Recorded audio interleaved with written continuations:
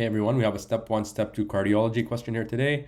You know the deal. I'll give you a minute to read the question and we'll get right into the answer choices. All right, we have a 67-year-old female. She was walking in the park. She started having shortness of breath and sharp chest pains. She has a past medical history of uncontrolled hypertension. Her blood pressure is at 182/93. That's basically classified as hypertensive urgency. She's bradycardic with a heart rate of 56 and all her other vitals are normal. She has a BMI of 33. Upon auscultation, there was a soft systolic murmur heard at the left sternal border. ECG shows moderate left axis deviation and sinus bradycardia. So let's start with option A here, aortic stenosis. Aortic stenosis could be seen in a patient of this age. However, the murmurs do not match.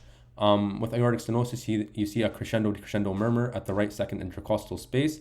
This one is a systolic murmur at the left sternal border. For that reason, I wouldn't go with A, or I'd keep it on the side. I wouldn't choose it just yet. B, stenosis of coronary vasculature. This is basically just implying some sort of angina. Whether it's stable or unstable, I don't know. But this patient does have angina-like symptoms. However, you would not see moderate left axis deviation. Therefore, I wouldn't go with B. So aortic dissection, choice C. That's also wrong. With aortic dissection, you see tearing chest pain that radiates to the back. You see different blood pressures in the right arm and different blood pressures in the left arm. You usually see a headache, nosebleeds, and stuff like that. Therefore, I wouldn't choose C.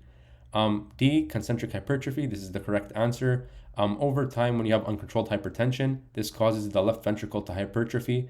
Therefore, there's increased oxygen demand. Not enough blood gets from the heart to the coronary vasculature, and you start having angina-like symptoms. However, it is not angina. Therefore, the answer is D. Choice E, eccentric hypertrophy. This usually happens in valvular regurgitation. For example, if you have mitral regurgitation, there's increased backflow of blood from the left ventricle to the left atrium. Over time, there's left atrial dilation. This can predispose to things like thromboemboli due to atrial fibrillation and just thrombus formation in general. Therefore, I wouldn't go with E.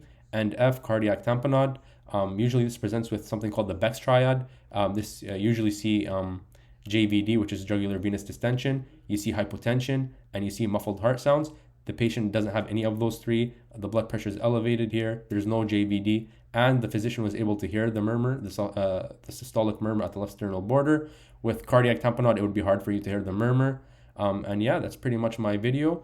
If you like this video, please follow us for more. Thank you.